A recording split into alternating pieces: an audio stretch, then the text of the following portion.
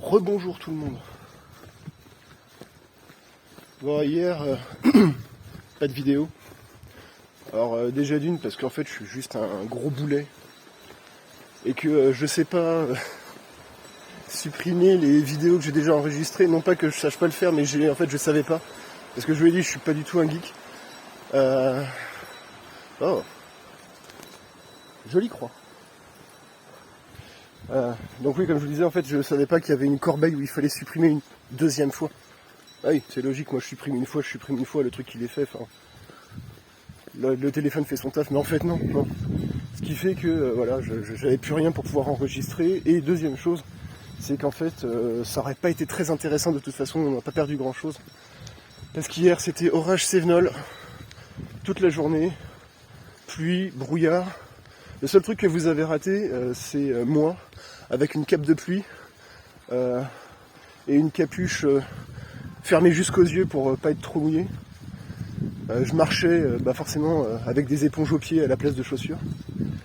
Et voilà. Voilà. Je me suis perdu. J'étais obligé de faire un peu de stop pour m'économiser 5 ou 6 km à la fin parce que j'en pouvais plus. Je devais faire 22 km, j'ai dû en faire 27 ou 28 facilement. Avec la pluie sur la tronche, enfin bref. Ça aurait pas été chouette du tout. De toute façon, à part vous faire marrer en étant au sec sur votre canapé, moi ça me faisait pas rire. Donc bon, voilà. Donc là aujourd'hui c'est le dernier jour, une petite étape où ça va monter assez peu, je crois qu'il y a peut-être 300-350 mètres de montée et le double de descente. Donc ça va être beaucoup plus rapide que sur d'autres journées. Et j'espère que j'aurai des trucs intéressants à vous raconter parce que bon, il fait pas super beau. Je pense pas pouvoir vous prendre en photo vous filmer beaucoup de paysages super intéressants. Donc bon, on va voir. On va voir et on fera. J'aviserai chemin faisant. Allez, ciao.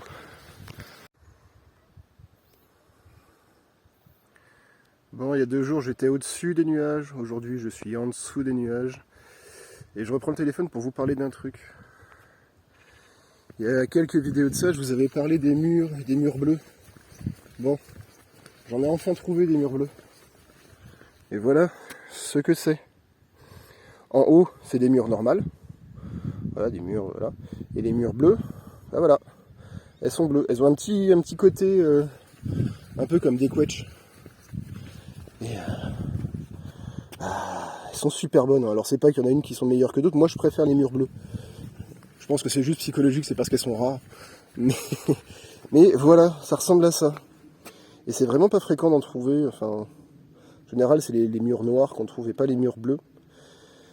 Je sais pas pourquoi. Je sais pas s'il y a un milieu particulier. Je crois qu'il y en a pas mal en Bretagne.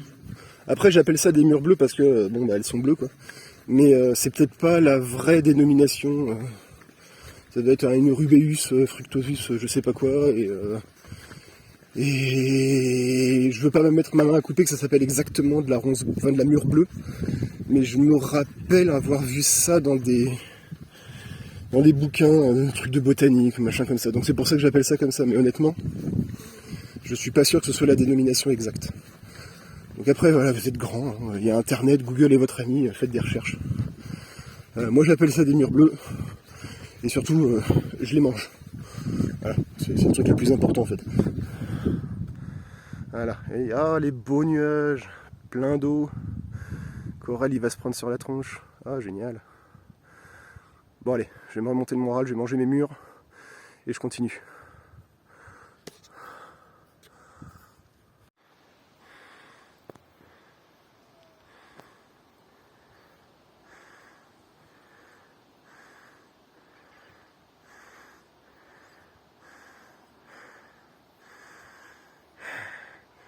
Et des vaches à la queue leu. Je sais pas où elles vont.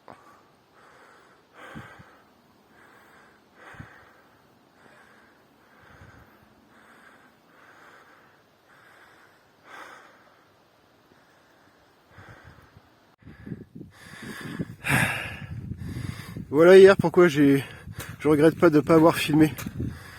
Voilà. Voilà, en gros vous voyez à 50 mètres. Et encore là il y a de la visibilité.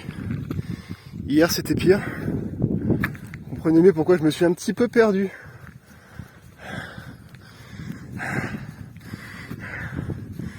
En même temps ça a son intérêt, c'est un petit côté fantomatique. C'est pas désagréable. Alors c'est quoi là-haut la direction?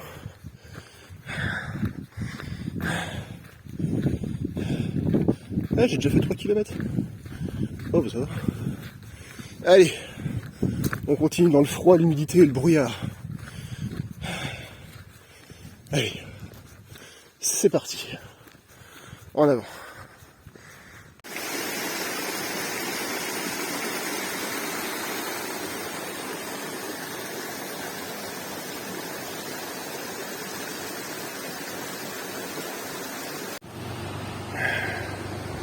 Vous vous souvenez, il y a quelques jours, dans les vidéos que j'avais fait sur les châtaigniers, où je vous parlais des trognes, des têtards.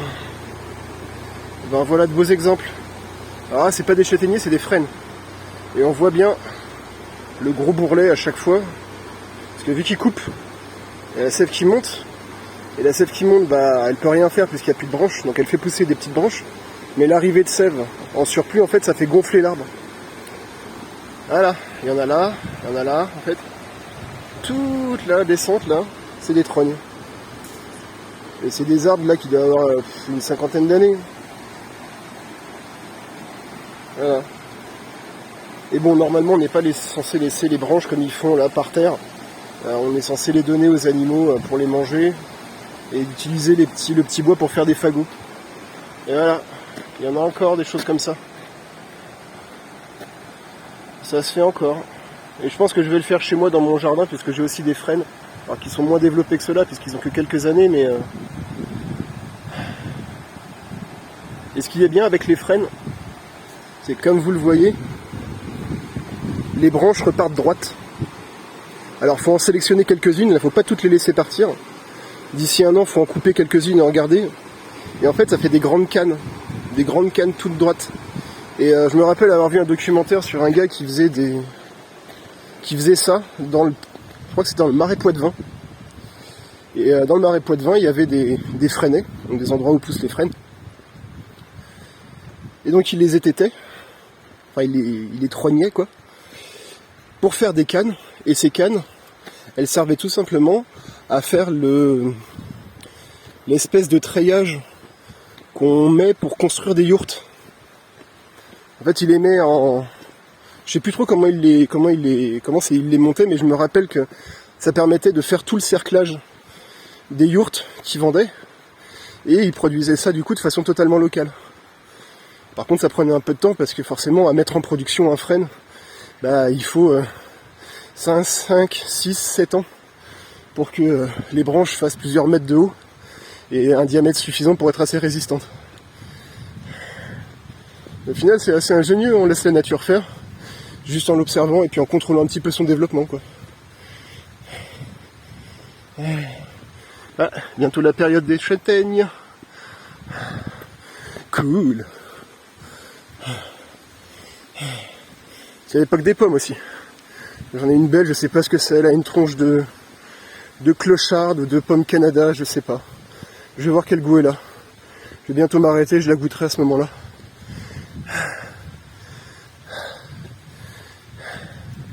Désolé, j'ai plus grand chose à raconter, c'est le chemin de retour. Et vu qu'hier il y a énormément plu, j'avais prévu de m'arrêter au Blémard et de remonter sur le mont Lozère pour recontinuer le tour du mont Lozère de l'autre côté. Mais ça m'a tellement sapé le moral qu'au final j'ai écourté d'une étape. Et en fait là je reprends l'étape Cubières-Villefort, mais à l'envers. Donc au final, je vais avoir du mal à vous parler de trucs dont je vous ai déjà parlé, c'est un peu chiant. Ça n'a pas vraiment d'intérêt. À part si comme là, je retrouve encore des trucs à raconter. Ah, voilà, ça c'est des têtards. Vous voyez, ça fait vraiment des grosses touffes. Ceux-là, ils ont dû être coupés l'année dernière. Voilà, et vous voyez déjà que ça commence à faire des tiges qui font facilement 1 mètre, 1 mètre 50. Donc ça vous donne une idée de la vitesse à laquelle ça peut pousser final.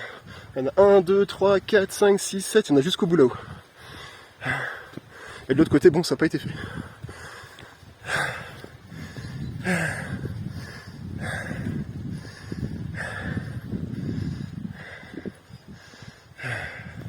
Bon, si j'ai encore des petits points, des trucs rigolos à raconter, je vous fais signe. Salut les filles. Ah, et vous me calculez même pas. Je vous dis bonjour quand même. Vous pourriez me regarder au moins.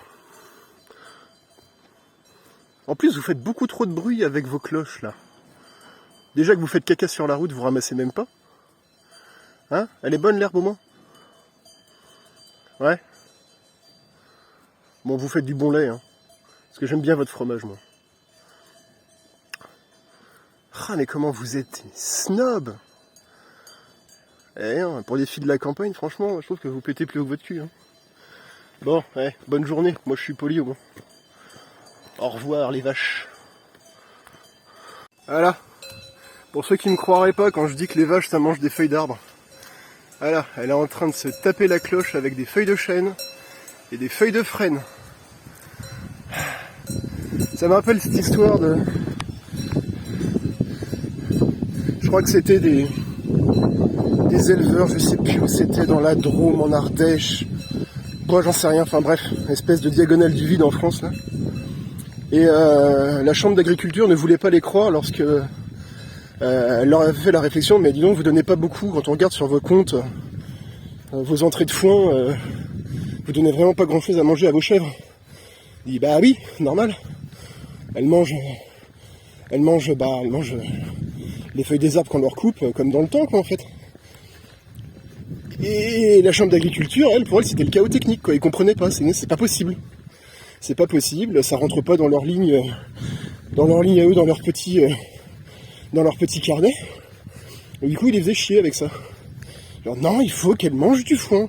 Et ben non, elles veulent pas. Foutez-leur la paix, mes chèvres, elles veulent manger des feuilles de frêne, mais qu'elles mangent des feuilles de frêne, en fait. Elles sont grandes, elles savent ce qu'elles veulent. C'est quand même dingue, quoi. Et c'est bien sûr, évidemment, les gars qui sont le cul assis derrière un bureau, derrière un ordinateur à la chambre d'agriculture, ils savent mieux que les agriculteurs ou que les chèvres elles-mêmes ce qu'elles doivent manger, quoi. Enfin, c'est toujours le même truc, quoi. L'administration qui te casse les pieds, tout simplement parce qu'il faut remplir des cases. C'est insupportable, quoi. Et ça, c'est un truc typiquement français. Et à mon avis, ça risque de se finir de deux façons. Soit l'administration obèse va s'effondrer sous son propre poids, comme une personne obèse morbide qui peut plus se lever parce qu'en fait ces gens ne peuvent pas la supporter. Soit c'est les gens qui vont s'effondrer sous le poids des normes qui leur coûtera beaucoup trop cher. Et en fait, les gens ils vont finir par mettre la clé sous la porte, et au niveau économique, on commence à le voir déjà, ne serait-ce que pour l'industrie et les entreprises. Depuis le Covid et tout, ça devient une catastrophe en France en particulier. Le nombre dans les chambres de commerce, il n'y a qu'à aller regarder les chiffres, enfin c'est catastrophique. À cause des normes, on empêche les gens d'être créatifs, on empêche les gens de vouloir prendre des risques, parce que c'est au final ça qui fait avancer les choses, quoi. C'est aussi parce que bon, on peut dire, les entrepreneurs c'est des salauds, c'est des méchants chefs d'entreprise qui pensent qu'à une seule chose, c'est à s'en mettre plein les poches. Ouais, enfin, j'ai envie de dire... Pour être issu d'une famille où mes deux parents travaillaient ensemble et étaient à leur compte, ils prennent aussi énormément de risques. Et quand ça merde, il n'y a qu'eux qui en répondent devant la loi, c'est pas les employés. En plus de toutes les choses qu'ils payent, les charges patronales, etc. Bon, voilà. Ok. Donc je pars du principe que quand tu prends des risques, que tu mets comme les disent les Anglais, skin in the game, quoi, quand tu mets ta peau en jeu, le surplus il est pour toi, quoi. Enfin, je suis désolé. Et pourtant, je suis salarié et je travaille à l'hôpital. Mais je comprends que on puisse en avoir marre, en particulier en France, où dès que tu veux construire une entreprise ou un truc comme ça, tu te fais littéralement rançonner par l'administration française, par l'URSSAF, partout. T'as même pas fait 1 euro de chiffre d'affaires ou de bénéfice, que déjà il faut payer des centaines, voire des milliers d'euros, quoi. Mais comment vous voulez qu'ils s'en sortent, les gars? Comment vous voulez encourager les gens à faire de l'essai-erreur et à entreprendre des choses? Parce que les entrepreneurs, c'est quand même eux qui par leur activité, payent des gens pour faire un travail que eux ne pourraient pas faire et pour faire grandir l'entreprise. Parce que c'est quand même ça le principe. C'est qu'il y a des entrepreneurs et des micro-entrepreneurs ou des auto-entrepreneurs qui sont à leur compte. Mais c'est en général, c'est pas ceux qui font le plus gros chiffre d'affaires et c'est pas eux qui emploient des gens. C'est les petites et les moyennes entreprises qui font vraiment tourner,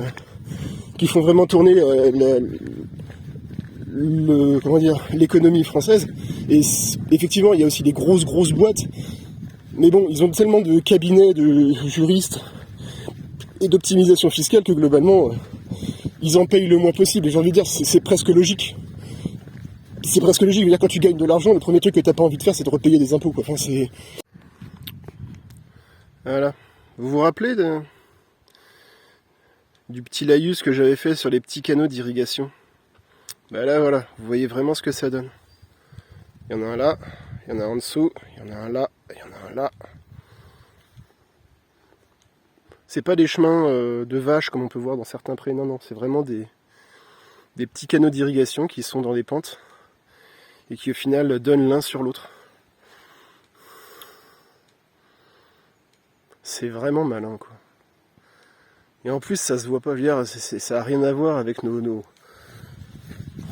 tuyaux d'irrigation, ou ce que je me rappelle avoir vu dans la Meseta en Espagne, sur Saint-Jacques-de-Compostelle, où c'est vraiment des canaux. Enfin, je me souviens, je me suis baigné dedans, quoi. C'est pour dire la taille, quoi. Et il y a à peu près 1 mètre de profondeur d'eau, et en plus c'est complètement con parce que c'est en plein soleil, c'est en plein vent. Il doit y avoir une évaporation complètement dingue parce que quand j'y suis allé, il devait faire facilement 35, voire 40 degrés à certains endroits. Enfin, et ils ont besoin d'eau, ils créent des canaux d'irrigation, mais ils empêchent absolument pas ce qu'il faut. Enfin, ils font absolument pas ce qu'il faut pour empêcher l'évaporation. Le tac-tac, c'est juste la clôture électrifiée.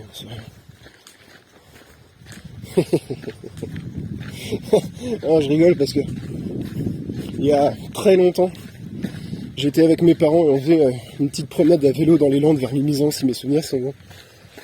Et on s'était arrêté au retour le long d'une clôture électrifiée et puis moi j'étais allé faire pipi. Et mon père m'avait dit Aurélien, tu fais attention, tu fais pas pipi sur la clôture.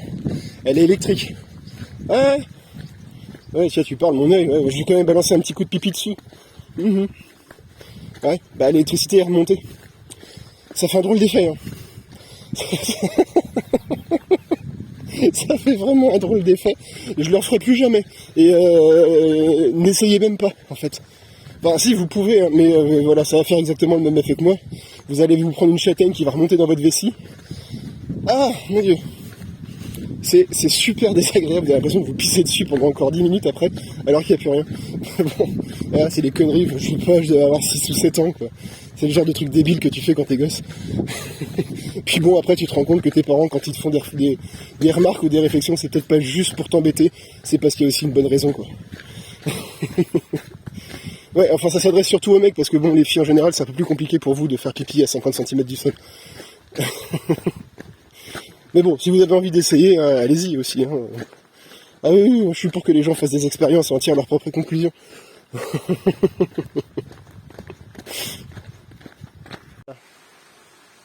Vous avez dit qu'hier ça avait tapé, orage Cévenol, tout ça.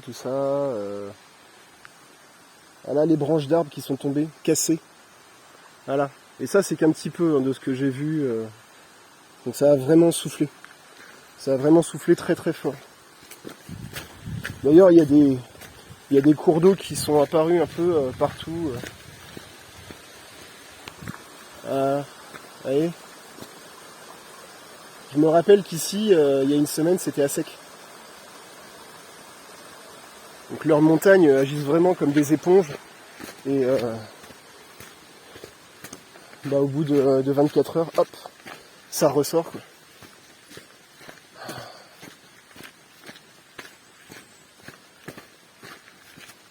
C'est quand même bien joli. Mais ouais, c'était chaud hier. C'était chaud. Ouais, j'ai vraiment tellement claqué que j'ai même pas lavé mes fringues. Enfin, j'ai juste lavé mes chaussettes. Pas lavé mon t-shirt, j'ai rien lavé, mon pantalon, pas lavé non plus, enfin, je l'ai laissé sécher, et puis je me disais demain c'est le dernier jour, je m'en fiche de sentir l'ours. J'ai les affaires de rechange dans mon sac, tout est bien sous plastique, donc ça risque pas de mouiller, je suis tranquille. Aïe.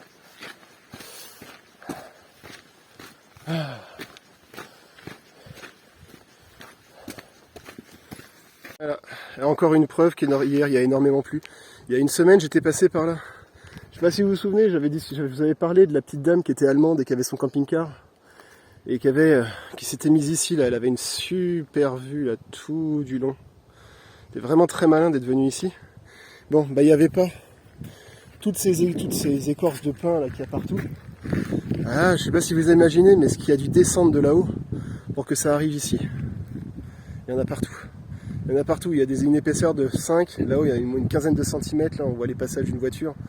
Ça devait être mais tellement cataclysmique à cet endroit-là.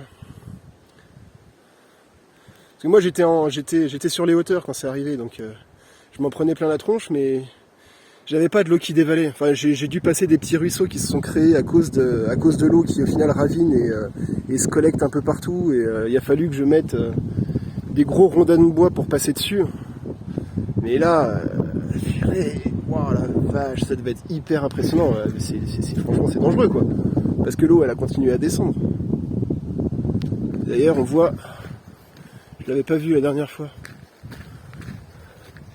En bas, c'est le bout du lac de Villefort. Bon, je pense que d'ici une heure à peu près, je suis arrivé. Ça y est, on touche à la fin de mon escapade en Lozère. Ah là là, ils sont trop bien là-haut avec leur petit village là. Puis là-haut il y a la petite église trop mignonne. Un petit bilan du tour de Lozère. La Lozère c'est beau. Par contre si vous y allez, méfiez-vous parce qu'en fait la partie nord du Mont Lozère est quand même très humide. Et il y a énormément de... Donc la pluviométrie est bien plus élevée au nord qu'au sud. Alors bon, je l'avais lu, hein, mais en faire l'expérience c'est autre chose. Et c'est pour ça notamment que je suis pas remonté sur le Mont Lozère parce que c'est encore dans les nuages aujourd'hui. Et que clairement j'en ai ras-le-bol de me taper des nuages et de l'humidité à longueur de temps. Et puis si c'est pour monter en haut et puis rien voir du tout, aucun intérêt. Surtout que je suis pas forcé donc. Sinon non, franchement c'est joli. C'est vraiment très très beau. La nourriture est bonne. Que ce soit les fromages, que ce soit les pâtisseries, que ce soit la viande, les légumes, enfin ils savent, on voit vraiment le côté gastronomie française, même de la petite cuisine de famille avec des bons produits, c'est vraiment super bon. J'ai croisé quasiment personne sur le tour là. Les seuls que j'ai croisés c'est quand j'étais au Blémard et quand je suis monté jusqu'au pont de Montvert et éventuellement un peu jusqu'à Florac. Parce que c'est des gens qui font le chemin de Stevenson. Donc ouais, à ce moment-là, il y a eu un petit peu de monde. Donc j'ai dû voir du monde pendant 2 jours sur 6. Mais en dehors de ça, il n'y a personne. Alors il y a des moments, c'est bien. Parce que quand on randonne, c'est aussi pour être un petit peu seul. Mais il y a des moments, c'est bien aussi de voir un peu de monde, quoi. Bon, après, c'est peut-être de ma faute aussi, hein, partir mi-septembre. Que ce soit niveau météo ou niveau fréquentation, c'est logique qu'il y ait moins de monde, donc voilà, je le regrette pas, quoi. C'était aussi ce que j'étais venu chercher. Mais ouais, il est beau. Il est beau ce tour, mais je dois dire que par exemple, j'ai préféré les paysages du Cosméjean que j'avais fait l'année dernière, qui est à 50 mètres à l'ouest. 50 km à l'ouest. C'est niveau panorama, on en prend plus plein les yeux. Parce que c'est un plateau, c'est beaucoup plus sec. Il y a beaucoup moins d'arbres. À part dans les gorges de la Jonte. Et c'est vrai qu'on voit vraiment très très très très loin. En montant sur le mont Égual, c'est pareil, on a énormément de vues. Ici, c'est plus compliqué, même sur le mont Lozère et sur le col de Finiels, enfin au sommet de Finiels. Il n'y avait pas tant de vues que ça. Ou alors peut-être que je suis tombé un jour où la météo n'était pas top malgré tout. Mais bon, Voilà. Après, ça reste que mon avis. Mais bon, ça m'a quand même fait du bien de me dérouiller les jambes. Là, j'ai dû faire peut-être 150 km en 6 jours. Ouais, à peu près 25 bornes tous les jours, c'est à peu près ça. Là, je pensais pas, mais ça fait 5 ans que j'ai pas vraiment randonné. Le sac de 15 kg derrière. Mais au final, ça s'est passé sans anicroche. Même pas d'ampoule. Des petites tensions musculaires, mais ça, à dire, il n'y a que quand on fait pas d'activité physique qu'on n'a pas de tension musculaire, quoi.